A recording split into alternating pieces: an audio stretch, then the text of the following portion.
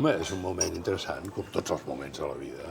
A la vida hi ha dues èpoques molt singulars, com a tot arreu, com en totes les coses, la primera i l'última, clar. Sempre la primera i l'última tenen unes característiques de tot que el del mig no té. Llavors, esclar, la primera és evident, surts del no-res i amb 15 anys t'has de fer. I el que acaba fet als 15 anys ja no ho mou ni Déu. Ho vas adaptant a el que va veient, a el que va venint de fora i tal, i vas adaptant allò que has muntat durant 15 anys primers, però no ho canviaràs.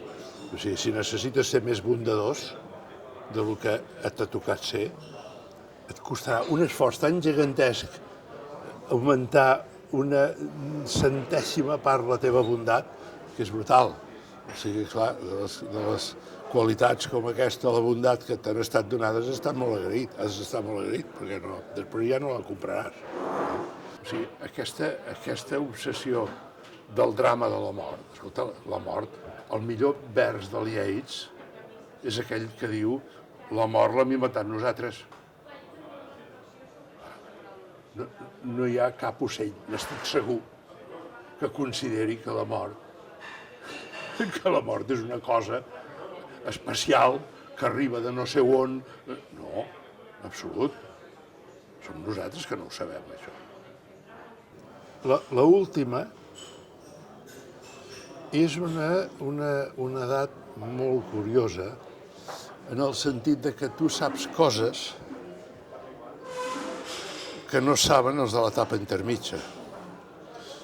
Millor dit, sí que la saben, però la saben com aquell alumne de càlcul d'estructures boníssim que jo podia tenir a l'escola d'arquitectura, que havia estudiat moltíssim, sabia tant com jo, diguem-ho així, però no havia fet una punyetera casa en sa vida.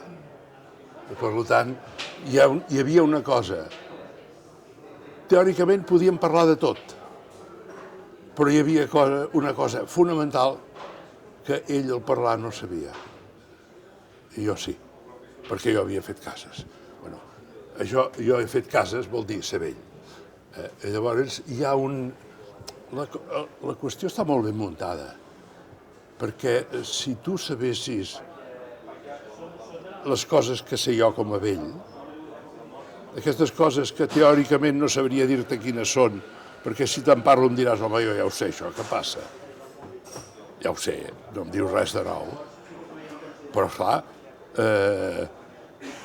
què és això? Doncs és alguna cosa que si tu sabessis això no estaries fent aquesta entrevista. Però aquesta societat funciona gràcies a una ignorància, que és la ignorància que després, no a tothom, però a molta gent, es fa coneixement a l'etapa final. Dic no a tothom perquè, com sempre, ens trobem amb el tema cultural. És a dir, de la mateixa manera que abans hem dit, les arts consolen, la poesia consola, però la pena t'ha d'agafar llegit ja. Tu no pots dir, perdoni, s'ha mort la meva dona, sisplau, un poema. No, t'ha d'agafar ja amb els poemes a punt per fer el seu servei. I això és la cultura. Els poemes a punt, la música a punt, tot t'ha d'agafar a punt. Per tant, aquest vell idiota que es pensa que només per ser vell li vindrà la saviesa, aquest és el personatge més infame que hi ha a la societat. Si el cervell no se t'ha fet molt bé, saps més coses. Has après. Si no has fet com aquell vell que diu que no ha tingut temps de res, has après, per tant, estàs en millors condicions. I després apareix una altra cosa. Se't posa davant entendre el que vol dir el final, que és una de les situacions que només té competència, només pot tenir competència amb la importància d'averiguar el final, averiguar el principi. Comparat amb el del mig, té molta més entitat. Mira, jo faig aquests 4 llibres, en castellà, els 4 llibres. I llavors, quan porto 4 llibres fets, que vol dir que si jo el primer llibre el publico, no sé, als 25 anys, doncs ja en tinc 35, doncs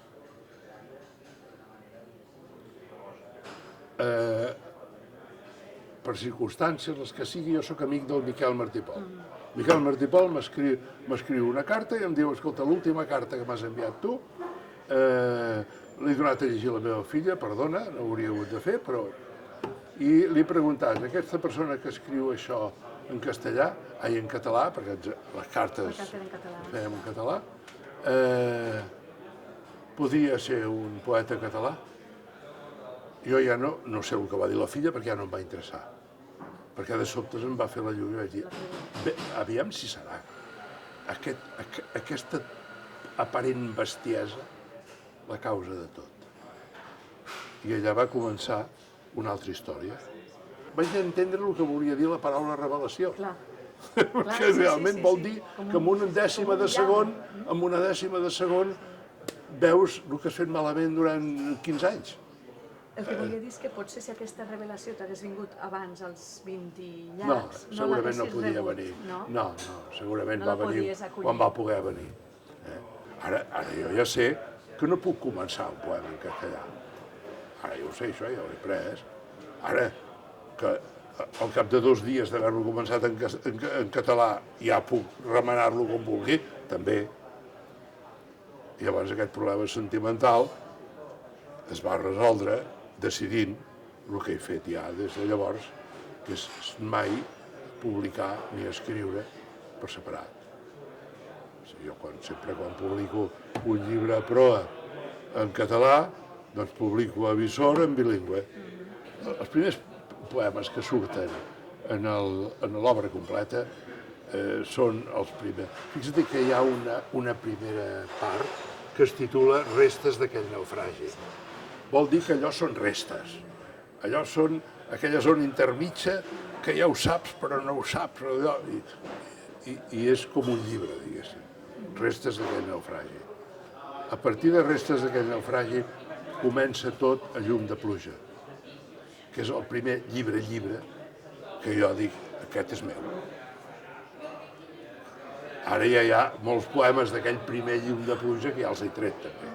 Però bueno, ja, Llum de pluja és el primer llibre que jo dic, això és un llibre meu.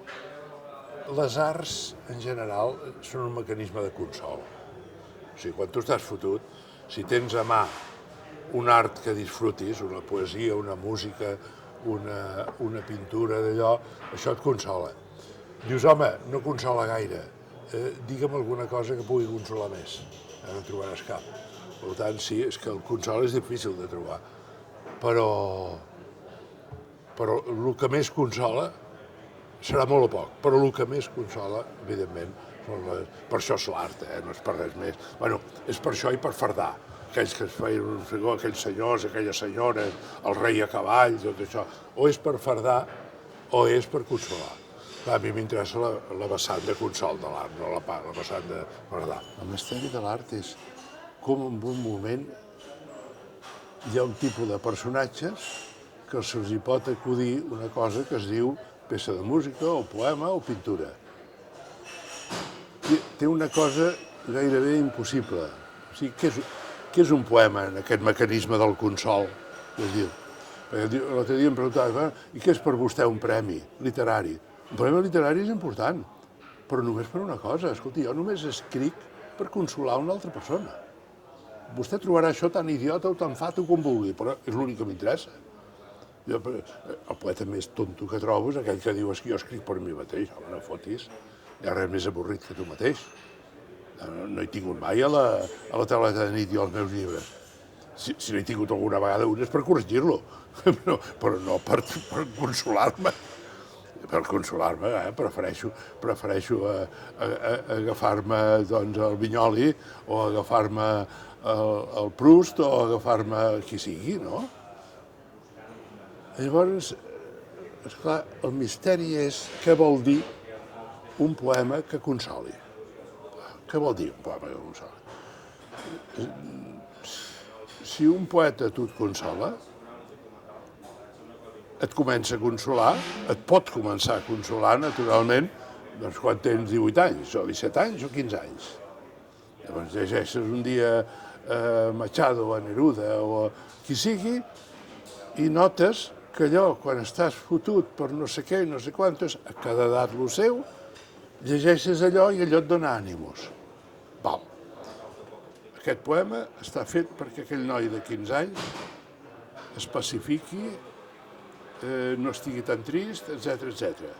Però i el mateix noi, quan en té 25, torna a servir-li aquell poema. Per tant, ja no està llegint el mateix poema. Ja no diguem aquell noi als 40, ja no diguem aquell noi als 80. I tots seguim llegint el poeta aquell que ens va despertar, aquell Neruda de «Ay, cuánta noche cabe en una noche sin desbordar esta celeste copa, con el silencio de las lejanías». Aquell Neruda a mi em serveix. I han passat 60 anys, 65 o 70 quasi, des de la primera lectura. N'he fet moltes de lectures jo del Neruda, diferents, buscant consols diferents, que no tenien res a veure. Per tant, jo he llegit molts Nerudes. I jo sóc una persona. I hi ha molta gent que s'ha consolat amb Neruda. Per tant, un poema no és un poema, són infinits poemes. Tants com persones i moments. Perquè cada persona són infinits moments. I hi ha infinites persones, per dir-ho ràpid. Clar, un poema és aquest misteri. I aquesta revisió que tu fas, aquesta mirada retrospectiva, t'ajuda a veure que cada cop, com més avances, la teva poesia te la reconeixes més com a teva? No, o arriba un moment que no, que ja és sempre així? No, perquè jo sóc un altre. Aquest que tu parles tenia 40 anys, jo en tinc 80. Per tant, la teva poesia teva és la d'ara? Sí, clar. En aquest sentit, en aquest no? Moment, és la que realment et representa, no? Home, i tant. Que un poema és un bon poema i punt, això jo diria que es triga una generació entremig, quan ja no hi ets. Que això també és la gràcia. Perquè, l'orgull, la fatuïtat, la deixa ridícula. Perquè algú que està orgullós de ser un gran poeta, no hi ha res més ridícul, però si no pots saber-ho. No, és que tens molts lectors, no? També es poden estar equivocant amb el mateix que tu, que estan mirant una cosa d'ara. Aquests lectors no s'equivoquen quan estan llegint Rilke, però quan estan llegint tu es poden equivocar. Sempre has d'estar contínuament analitzant-te, no dic vigilant-te perquè seria lleig, no, però contínuament posant en qüestió les coses que fas. Però això, el poeta que sap el que vol dir escriure un poema, això ho té de regal, perquè clar, un poema, si no tens això, el poema no resisteix. Has mantingut la mateixa intensitat? La mateixa. Igual, en aquest sentit no és que t'hagués igual, no, perquè també ha estat una època que m'he hagut de dedicar a recopilar. Escolta, jo encara estic canviant. Tinc tot un feix de coses en vermell per a la pròxima edició de l'obra completa, revisar tota una sèrie de poemes i algun que havia tret tornar-lo a posar. Això és molt complicat, tot això. També n'aprens d'això. I aprens quan una cosa rebutges, i bueno, calma, a veure, per què ho rebutges? Quina part és un rebuig lògic, quina part no, etc. De fet, jo vaig aprenent, tota aquesta xerrada és perquè veies que jo vaig aprenent a mesura que escric. No ho sé tot als 27, llavors començo a escriure. No, vaig aprenent sobre la marxa. Llavors, la meva poètica, la resposta a la teva pregunta, és un llibre que ara sortirà i que recull de tot el que he anat aprenent, entre ells les noves cartes, sortirà amb un volum on jo he agafat tot el que jo he après i en els moments que ho he escrit, perquè quan ho he après ho he escrit amb un epíleg, amb un pròleg, llavors això ho he anat recollint, tot el que jo hagi escrit que expliqui i contesti la teva pregunta. Llavors hi he afegit uns llargs primers capítols, un terç del llibre, que l'he fet nou ara, dient explicant-lo una mica, tot això que t'he explicat a tu, barrejat amb com aprendre a escriure. I en això li titularé simplement poètica. El que se'n diu felicitat no depèn de la desgràcia. A mi se m'han mort 2 filles i he estat un home feliç. He sapigut trobar felicitat. Hosti, és que com dèiem nosaltres quan érem joves, és una empanada mental el que la societat per funcionar intenta posar damunt. L'únic que m'agradaria tornar a tenir 5 o 10 minuts és pels meus pares, per preguntar-los coses, no per sentimentalisme, no, per preguntar-los coses, perquè clar, en aquesta etapa del mig, aquest merder del mig, se't passen sense que tu te n'adonis l'ocasió de fer preguntes. Jo abans era capaç d'escriure un poema amb un bar de paletes cridant, jo ara només que es posi aquí un parell de senyores o de senyors parlant d'un argument, amb una conversa i tal, i jo la senti, ja em despista, ja em molesta. Per això són coses de l'edat. El bon poema serveix sempre. Per tant, no necessites molts més. No necessites molts més. Al revés, tens la sensació de que els bons poemes que t'han servit fins ara encara no els has... Te n'aniràs d'aquest món sense encara haver-los entès al fons de tot. Perquè no tenen fons. I llavors, clar, això et porta... Totes les teves reaccions són més lentes, et porten a aprofitar més el temps i no sortir de casa. O sigui, se't modela la vida com amb el sexe. És una altra la complexitat, no? Doncs això es produeix en molts llocs, això. No només amb el poema i amb tot. Tu t'hi vas amullant en això. Aprofitar el temps no vol dir córrer. Aprofitar el temps vol dir saber seleccionar. Guanyar en profunditat. Guanyar en profunditat, etcètera. I clar, això és el que més o menys funciona. Ja en tinc prou amb tractar d'encertar uns quants poemes. Ja en tinc prou. Hi ha prou feina, hi ha prou esperança, hi ha prou tot el que vulguis amb això. Amb el fet de poder fer o intentar fer un poema. A mi això em dona de sobre. No necessito anar a Birmània. No. Amb això en tinc prou. O sigui, tenint menys memòria que mai, vas lligant una cosa amb l'altra més que mai. És una cosa estranyíssima. Això no és un problema, no? Resumir, pots resumir amb certa extensió. Si et diuen resumeixi més, et negues. Perquè veus que a partir d'un cert moment resumir és dir mentida. Tens un vers molt bonic que diu que l'amor en aquest moment t'ha sorprès com entrar en un casino a les fosques i de sobte s'obren totes les llums. És una imatge preciosa. Hi ha alguna cosa d'aquest moment que t'hagi sorprès, a part que deies de l'amor, no? Que et pot sorprendre ara mateix? Hi ha alguna altra cosa que dius, m'ha sorprès d'aquest moment que no m'imaginava quan era més jove? Les alegries que porten. Però de tots els aspectes de la vida. O sigui, l'amor de parella, per exemple, té res a veure. És diferent. Sí, has dedicat molts poemes també. I és diferent i té una... Aquests dies he passat encarant a tot arreu llegint un poema que es diu, bueno, en castellà l'he llegit, que es deia Una mujer mayor, una dona gran. Una dona gran i Raquel, per exemple. Són 2 poemes d'amor que a la joventut no els pots escriure. I, bueno, per mi aquests 2 poemes representen molt més que tots els de joventut.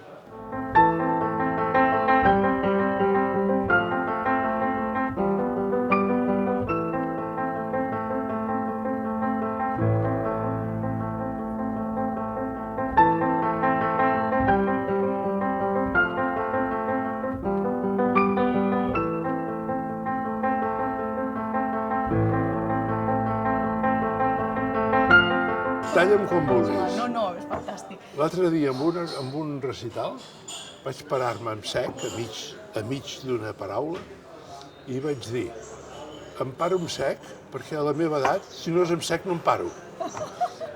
Per tant, a fer punyetes. I si no us agrada, ho deixeu, però jo em paro en sec. Val.